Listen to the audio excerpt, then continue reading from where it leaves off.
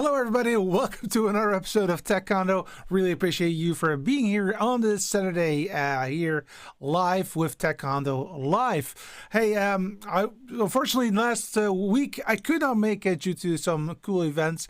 Therefore, we will be talking, of course, about this event. But this is also the Q&A session. So if you have any questions that you want to reach out to me or to one of the community members to, ask them some questions, just go ahead and do that. But because this is on Saturday and it is live, we also have some people that are actually live and direct here during the Saturday.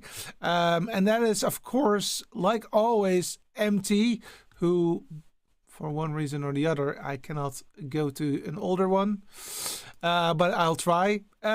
Here you go. Aaron just uploaded a leak of the new ATEM Mini vertical G2 vertical thingy. Yeah, it's a long name, right? But I know what it's all about. Looks very promising. I really would like to know more about that device, and I hold my breath if it comes to fruition on the NAB shop floor. I also saw that Doc was also talking about it, and also let me think about it quickly. Who was the other one? I forgot. But there were a few people that were talking about that cool device indeed.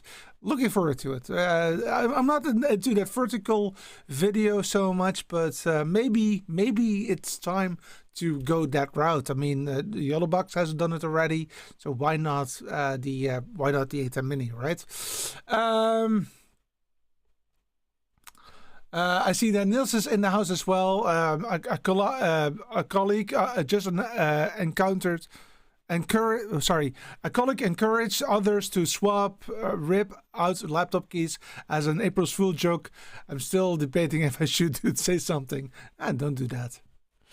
Eric says indeed that he got some notice about it, and I'll highly suggest to watch it because it's a real cool product. Nevertheless, by the way, I also saw a very cool product by Skarhoy. They now can also control trains, which is really cool, by the way. Raoul is in the house. Welcome, Raoul. Cool of you to be here. And the same thing goes to Gerhard, all the way from Stuttgart in Germany. Welcome. Let me see. Roland says, remember the date of today, which is indeed April 1st. So, I totally understand what you're talking about.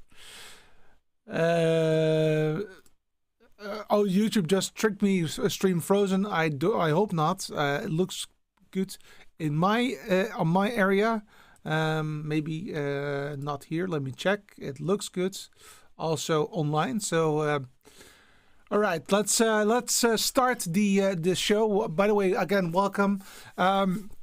So it's the first Saturday of the month, and that means that we have time for the Q&A. So please, if you have any information or you want to ask a question, please go ahead and reach out to us because we're live, right?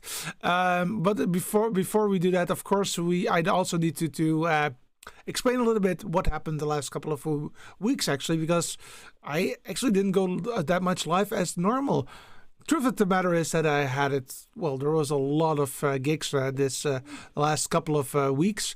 One of them was, of course, the election, which I produced live on the election eve, which was quite cool. But I did not make any videos of it because it was very a lot of stress of doing it. And last Saturday we had a very nice show, which was around about the Color Guard Finals, which was an international event which was hosted in Eindhoven in the south of the Netherlands, where I closely live to, very closely. It's just a few minutes. And it's an international, so there are people from Denmark, there are people from Sweden, from Belgium, from France. the Netherlands. I also saw some people from the UK, so it's quite a big France indeed was also there, so quite a big chunk of people were there. It was really cool to do, and I do have some pictures and videos to show you what we did, so that is something that I want to talk to you about a little bit today, and also a quick update on the rack that I've built. It's actually almost ready. At the moment, I would state it's ready, with the exception of maybe some optimization, where optimization is aimed towards cables, some cable management that I need to take into account. Also, a UPS needs to be bought someday soon. Just for the sake of removing any issues when the power goes down, and a tele light system needs to be incorporated, and maybe a viewfinder. But those are the ones that I'm really thinking about still. All the other stuff is already done, but I have a lot to talk about to you guys about that rack. So if you liked, I'm considering a series around that rack where I'm really going to delve into each and every component. Just even though it's maybe a summary, but just explain to you why I've chosen for that product. What I think about it. Do I still think it's the best? Maybe there are other components now that I would prefer. I will be very open about it, but know that I'm very pleased with my setup at the moment. Eric says, Skaroy train controller, sign me up. Yeah, it's really cool. It's really, really cool. I love that video, by the way. That was a really cool video. All right, so without further ado, so let me show you a little bit around with what we're talking about. So CGN, which is this website right here, CGN is a international environment where you see all kinds of dancing and playing with music, with drums, with snares, with flags like you see right here. Here you go, some drums. Feel the heartbeat, and that's exactly what it is. It's a huge environment, a lot of things going on there, really beautiful to see, and it is a happening at best. And we, the team that I was working with was actually there with the intent to, bring those finals to home. Typically, what we did was always going live to a Vimeo website, and then just that you're able to see it live. However, this time around, the organization decided to just record live and push live at as early as possible after the fact, which meant that 80% of all of the videos were already live by the end of the first day, and the last 20 was just like in the afternoon. The day later was also done, which was really cool. And I was not doing it all by myself. I actually have a picture of the team. Now, this is not the full team that you see right here. This is I would state 2/3 of the team that we were working on. So it is quite a big group, as you can see, and that is also really cool, because if you have so much people that you can work with, it always makes it a lot of fun. But also a learning experience. I find that really a truth right here. So what did we bring? Okay, so I have some pictures of what we brought with us. So one of the guys, Rob, his name, brought his own kit. So this is all by one person. I have to admit that this person actually is one that I think is roughly, has the same issue as I have as a person. I also like to bring along my own stuff, and I think that his stuff and my stuff is roughly on the same order of magnitude if you look at what he has here. though he is more oriented to audio, it seems, and I am more oriented to the video. But this is what one person brought with him. But and we also rented some camera gear, etc. But of course, you cannot rent everything. So the organization also has a few crates like this. These are some of the crates that they have, and these are big crates, as you can see. And actually, about I didn't count them, but I think about 18 of those crates with SDI cables that are going to 70 meters. Also, intercom cables that are also roughly at the same size. And you see also on the left hand side, you see a switcher. They actually had two hardware switchers, though they did not use those switchers in all fairness, because we actually rented one of the ATEM SDI Extremes, which was really cool. Now, like I said, we did not have everything available from the get-go, so we had to wait until 4 p.m. on the Friday before the cameras came, and they were 6 cameras. And what we did was actually we put them all on the table like here, and we basically set all 6 cameras to the same settings as much as we could, because there were 2 different models of Sony camera, but they were very closely combined and connected. As you could see, they had a plethora of cameras right there. Now, I have to admit that it was really a cool setup. However, I have to admit that one of those cameras did not work with the AC adapter. So the AC adapter was misfunctioning. So we were resorting back to only batteries on that one. So we actually had 4 batteries, because the event was a full day, which means that it started at I believe 9 a.m. and it went all the way until 12, or let's say midnight. So it was a big day. I myself was not there until the whole day. I think that I went home at 9 p.m. or something like that, due to the fact that the day later it was Sunday, and I had to have the church service, so to speak. So that was those were the cameras. And Eric says, OMG, so many crates, looks like you're okay with cable supply. Well, truth of the matter was that we did have some cable issues during the day. I think that we had to replace 2 cables, and we had also other problems. So it did take some time to get everything organized. But at the end of the first day, the preparation day, I think I went home at 10 or 11 o'clock or something. It was mostly dialed in. The color was quite well, close to each other at least.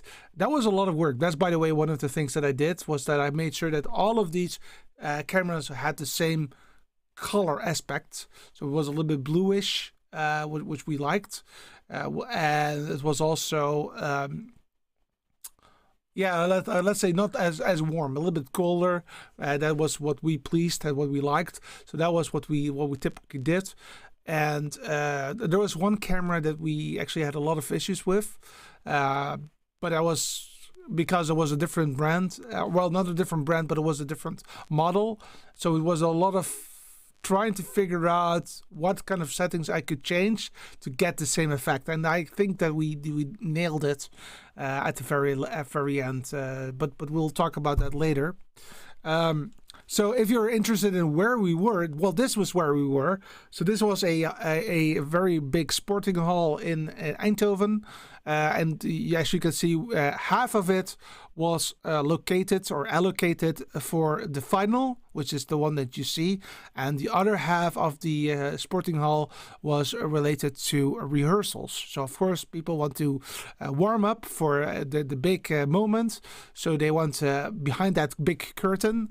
And basically, they did their thing. And once they were up, they went from the left-hand side. I cannot show that. I don't have a the possibility to show that at the moment. But on the left hand side, you have a doorway, and that's where they came in. They did their thing, and on the right hand side, they went. And as you can see, you have flags from France, Belgium, the Netherlands, Norway, and Sweden right there. So it was a big event, I can tell you. And with big events come also a lot of cabling.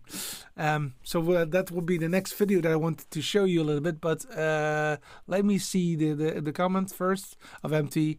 Right, Eric, a production is not only the switcher and some cameras. You always need some cables to connect them. And of course, the audio side as well is what needed. And maybe some lights. Yep. Well, the lights are, well, actually the lights were things that we didn't do, but tele lights we did. So indeed we had video cables, we had audio cables, we had intercom cables, and we had tele, and those teles were connected with the intercom. So yeah.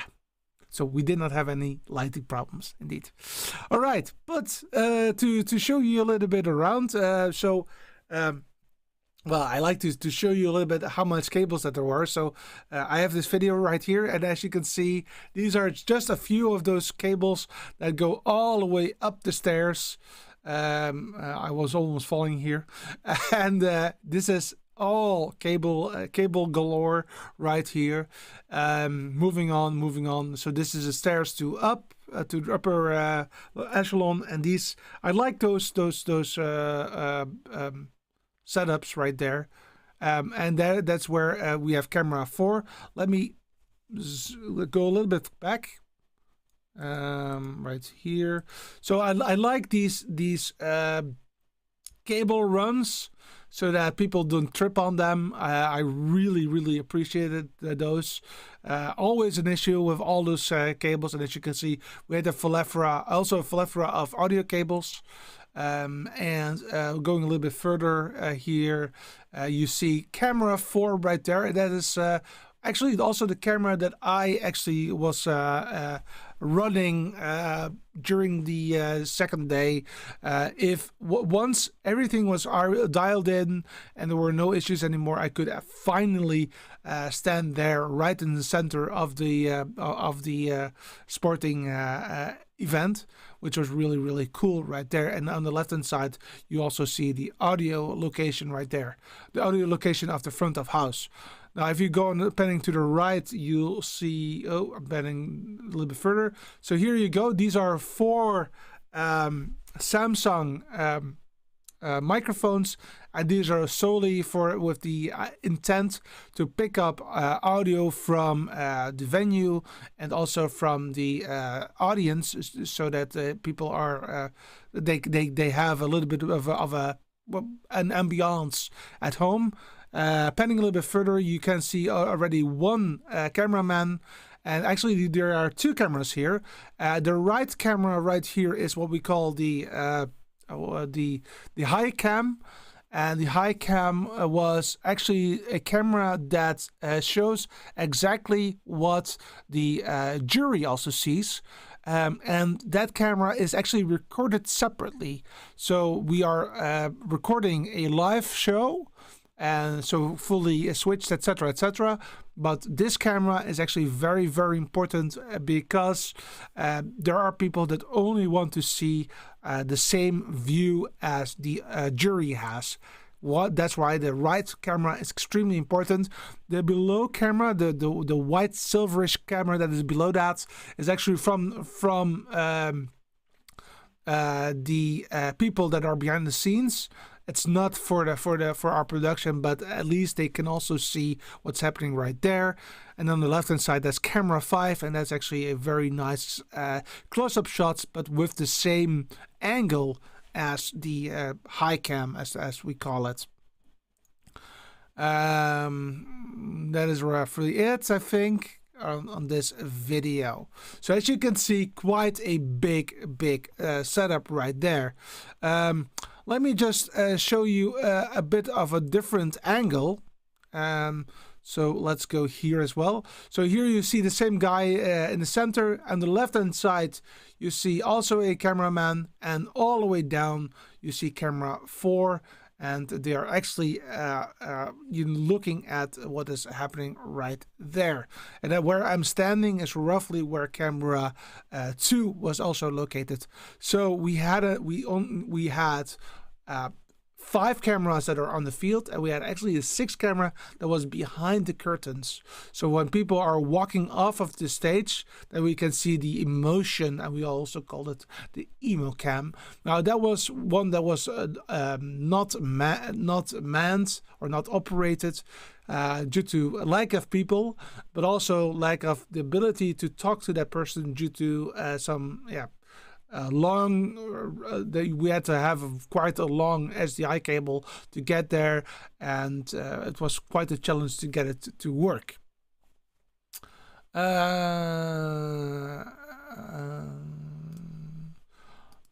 Robert says those TRI stands could use some orange caution cones to warn the general public for the possibility of tripping hazard with the extended legs. Yeah.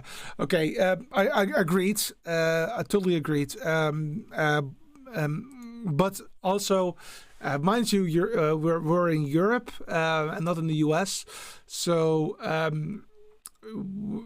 for us, we do tend to of course show it, but it's not like we get into the serious trouble if somebody trips. We are also, it's a little bit of a different culture here in Europe, so be mindful of that. Mike says, thanks for sharing all of this. No issue with phasing, etc. with the mic so close together. As a matter of fact, no, actually not at all. I was talking to the audio guy, and the reason why those Samsung microphones are so good for this is that they are not sensitive.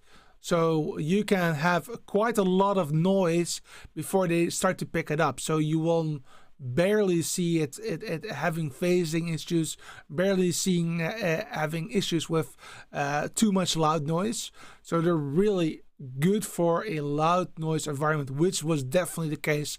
There was a lot of noise. People were yelling, enjoying the event. But that also meant that this is just really cool. So you saw 4 of them in the center. We actually had 2 on each side as well. So that's in total 8 of those, and of those microphones. And we had a dedicated person that was really monitoring the audio, and he was really picky on how it sounded, which was really cool. I think that's the right band set. Okay. Moving on, let me quickly clean up here a little bit before I make a mistake. All right, so let's talk a little bit about the camera setup. So each camera operator had its own run book. Here you see the intercom, which is actually a 5-pin connector. So it looks like an XLR, but it's actually 5 pins. So not only audio, but also power and the tele light information is passed through. And from there, it will go to the cameraman who has a headset on right there, as you can see by Data Video. It's also a Data Video product. And here you see the Sony camera, and on top of that you see that white box, and that white box is actually the telelight. So once he becomes live, it will turn red, and I don't know if I have that moment. Doubt that, to be honest, but this is what it looked like. And if you see that tape on the left hand side on the SDI interface, that's really to indicate what number cable it is. So this was I know by heart now, this was camera 2. Actually, I was one of the, I think I'm the only person that actually did all 6 cameras, come to think of it, because I switched on the camera 1, made sure it was perfectly in the center, I was helping out with camera 2 to indicate to people what we wanted to see. So I did 1 or 2 acts myself. Same thing for camera 3. Camera 4, I did not have to explain to that person, so I only did it after everything else was working perfectly. Camera 5 was a big problem. Camera 5 was very difficult to get it working, but we did get it working. Took me about 30 minutes to get it working, but it was totally fine because we were not expecting it for the next hour. And camera 6, which one, but that one was already verified the day before, so that was also one that I actually used for just one. So I actually had all 6 of them, and I was also there for firefighting, etc. So that was really cool, and I think that this is also where I shine as a person. A lot of people are. Leandro is in the house. Welcome, Leandro. Hello there. I'm a bit late, but it sounds very interesting. Huge event. Yeah, it's extremely huge. Neil says I wouldn't be surprised if there was a DIN norm or ISO norm of how to place tripods, etc. Oh, I'm sure there will be. I'm sure. Eric says I see Samson can handle the sound pressure level SPL in an indoor drum corp competition, which is roughly what this was as well. MT says, hey Robert, good point of the cones, but I guess those stands are not really in public traffic areas. That's another point. That's correct. There was no traffic there. That was not allowed. So it was all. There were people making sure that nobody was there apart from ourselves as part of the crew. Correct. Pre-production must be a nightmare. Yeah, I'm gonna show you one picture just in a bit.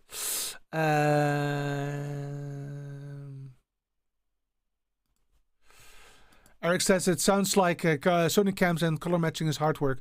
Depends. There was only one that was a bit of a real challenge. The others were quite quick. I think that typically it took me about 10 minutes for each camera to make it work perfectly. But there was one that was really a pain. But so it was okay-ish. Robert says, true only needed in public areas. Looks like they might have been. Here in California, these people are looking for objects to trip over. Yes, well, that's the reason, Robert, that I'm just mentioning that we live in a bit of a different culture. We don't go to the lawyer for every single step. If I may say so, that I hope that that's okay with you. We're not like that.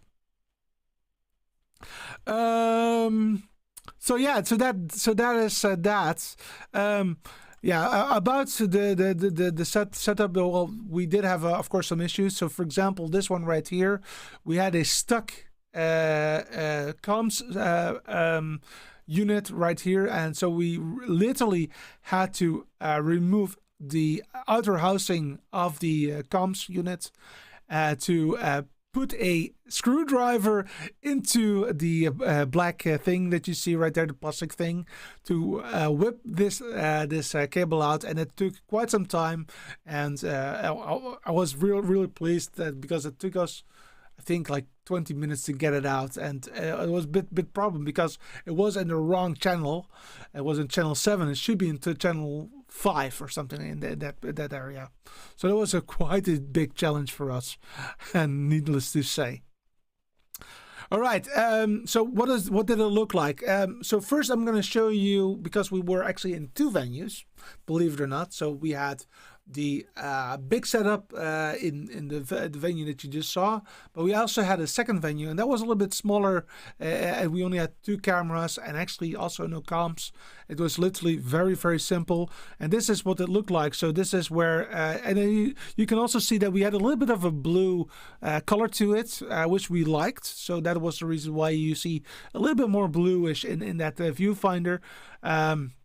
But this is what it looked like. People were making sure that every there was this white backdrop, And this camera was literally, because we didn't have comms, very steadily just panning and tilting a little bit with the music, just very, very slowly, so that I could we could go there every time that this was needed. And we actually had this really cool setup right here with a ATEM Mini Extreme ISO, the HDMI model you can see with 2 cameras.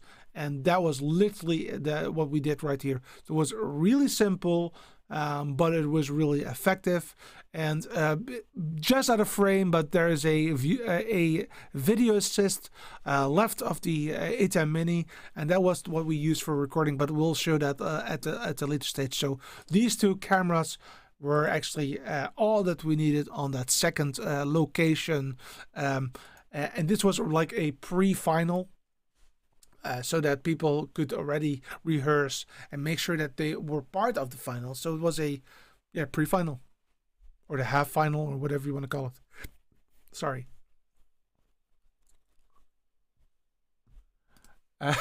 Oh man, unhappy cable. Yes, indeed, there was definitely a unhappy cable.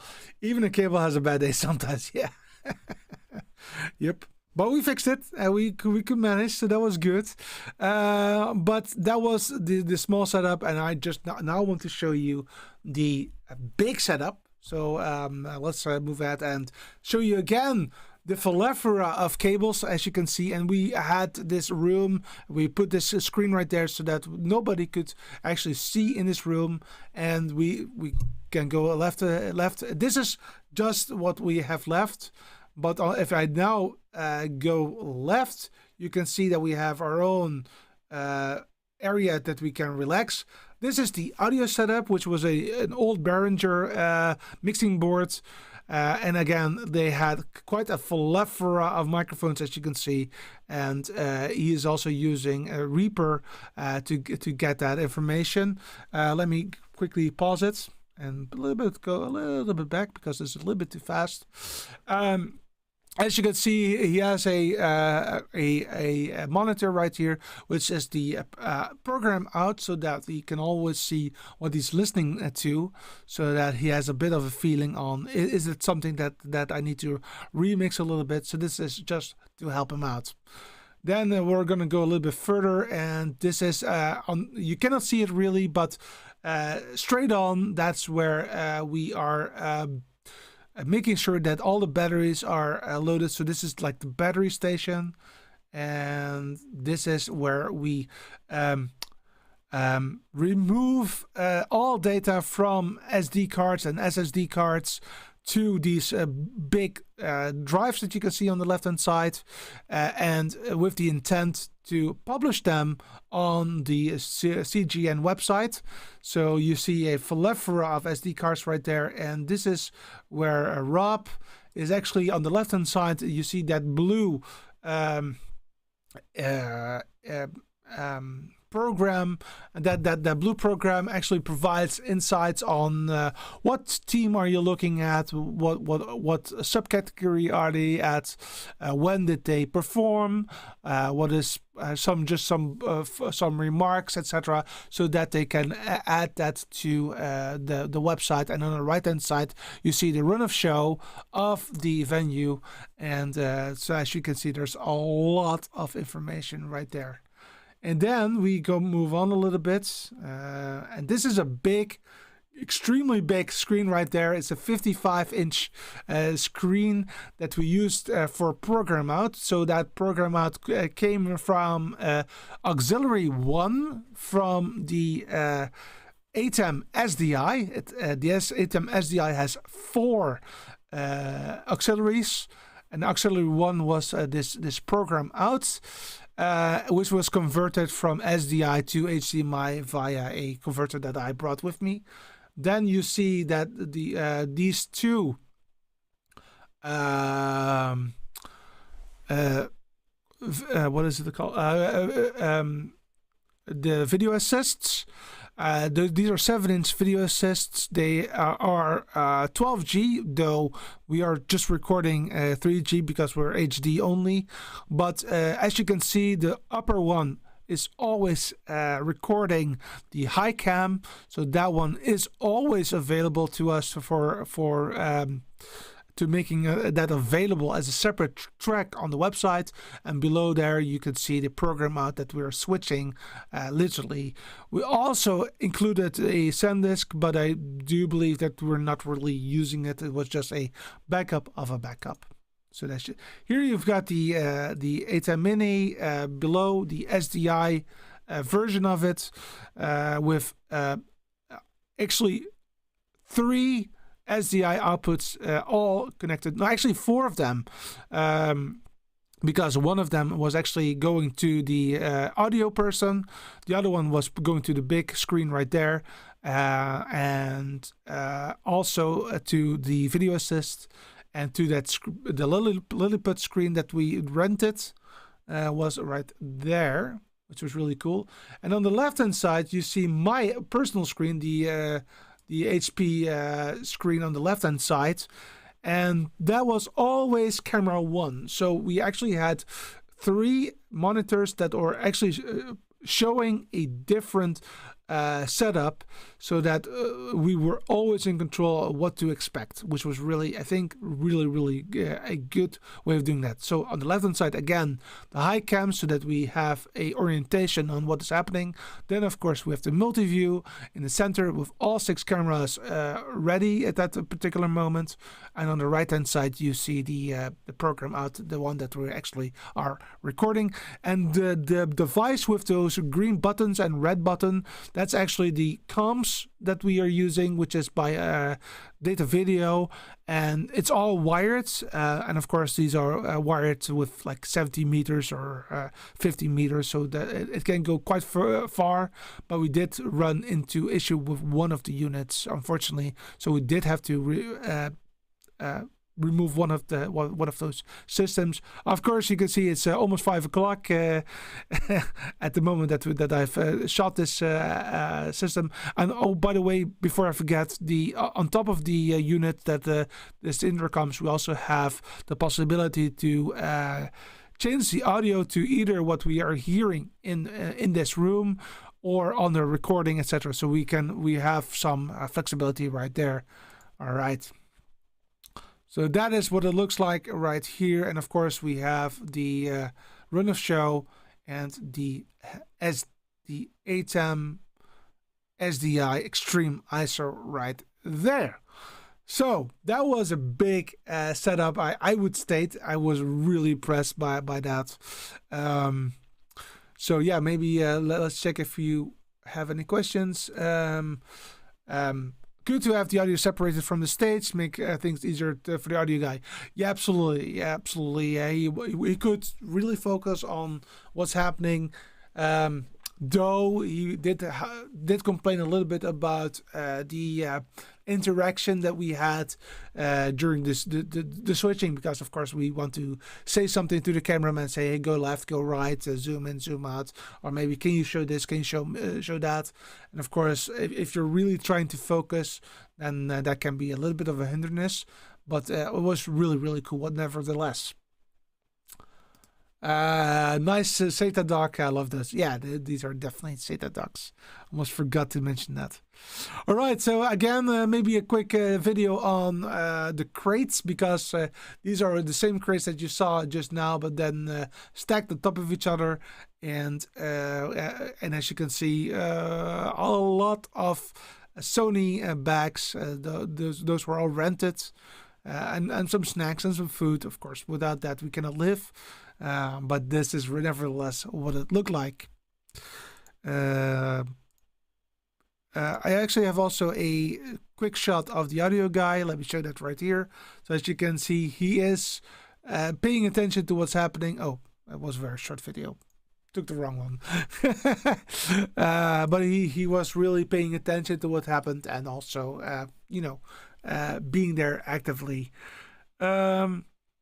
One thing that I also want to show you very quickly is the back of my monitor that I brought with me, because I actually liked this concept.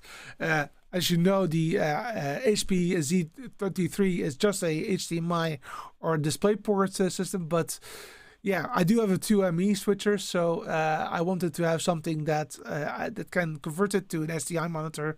So I basically built my own SDI monitor by integrating this setup. I do need to dress a little bit better, but do think that this is really, really cool. Nevertheless, I was really liking that. I think that I actually went through the whole thing apart from showing myself. Yep, that was me at the event, enjoying every single minute of it. But I was also very, very tired at the end of that day because, again, I was back home at 11 o'clock or something like that. And the next day, of course, I needed to go to the church to produce the church service, as you know, that I have done for 3 years. As a matter of fact, last week was the 3-year anniversary of the church service. Though I most likely will not make it 4 years. So I'm already pushing it over here as well. I did talk to the local TV station and said, hey guys, I've been doing this for 3 years. I still love helping out for the church, of course, but I also need to be available for other things, like for example events. So because of that, I decided to very slowly take back some time on the Sunday. So this month, April, I will be still there full time. Next week is going to be a big week. It's for the Christian community. It's I don't know what the American, but we call it the Good Week. It contains also, for example, Easter, which means that I have to go live on Thursday evening, Saturday evening, and on Sunday evening, which brings me to a problem because next Saturday evening I again cannot make a live stream. So I will very likely postpone it until Tuesday. Very likely. Unfortunately, I didn't want to do that, but I think that there's no other choice than to do that. So next week is not going to be on Saturday, but on the Tuesday afterwards, unfortunately.